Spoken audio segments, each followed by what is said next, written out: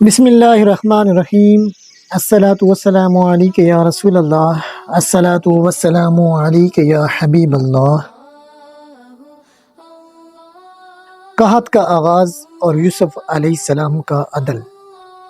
مصیبت کا زمانہ مگر عدل اور حکمت یوسف علیہ السلام کا۔ وَكَذَلِكَ مَكَّنَّا لِيُوسُفَ فِي الْأَرْضِ، سورۃ یوسف آیت نمبر 56۔ اور یوں ہم نے یوسف کو زمین میں اقتدار دیا۔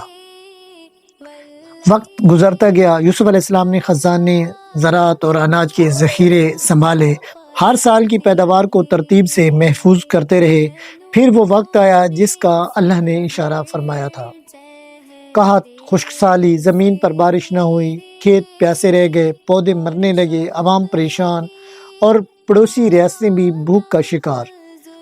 مصیبت عام ہو چکی تھی، مگر مصر محفوظ تھا کیونکہ وہاں اللہ کے نبی بیٹھے تھے۔ یوسف علیہ السلام کی پلاننگ۔ یوسف علیہ السلام نے پورے ملک کے لیے اناج کی تقسیم کا نظام بنایا۔ کون کتنا لے گا، کس گھر میں کتنے افراد ہیں، ذخیرہ کس طرح محفوظ رہ سکتا ہے، کس دن تقسیم ہوگی۔ یہ صرف تقسیم نہیں تھی، یہ ایک مثالی انتظام کاری تھی۔ دنیا نے پہلی بار دیکھا کہ ایک نبی صرف عبادت گزار نہیں بلکہ دنیا کے بہترین منتظم بھی ہوتا ہے۔ مصر کے عوام کا اعتماد۔ لوگ یوسف علیہ السلام کے پاس آتے، ان کے چہرے پر روشنی، لہجے میں نرمی اور فیصلے میں عدل ہوتا۔ دنیا کے بادشاہ بھی ایسے نہیں ہوتے جیسا ایک اللہ والا بندہ ہوتا ہے۔ ہر کوئی کہتا تھا اگر یوسف نہ ہوتے تو ہم بھوک سے مر جاتے۔ قحط پوری دنیا میں پھیل گیا۔ قحط صرف مصر میں نہیں بلکہ ارد گرد کے تمام سرزمینوں میں آ گیا، کنعان تک آ گیا، یعنی یعقوب علیہ السلام اور ان کے بیٹوں کی بستی تک۔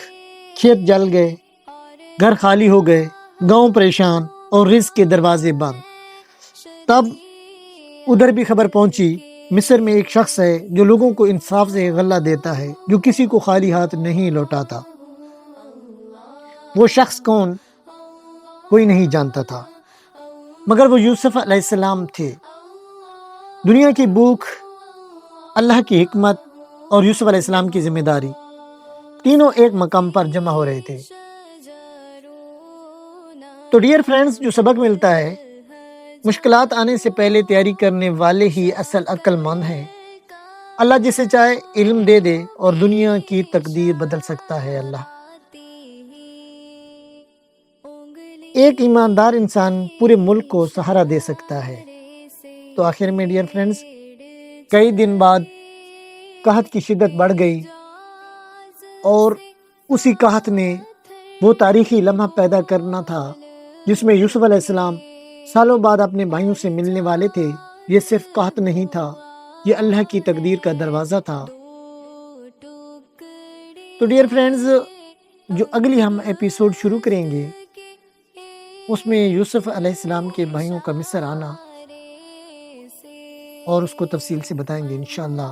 تب تک کے لیے اجازت، وما علینا الا البلاغ۔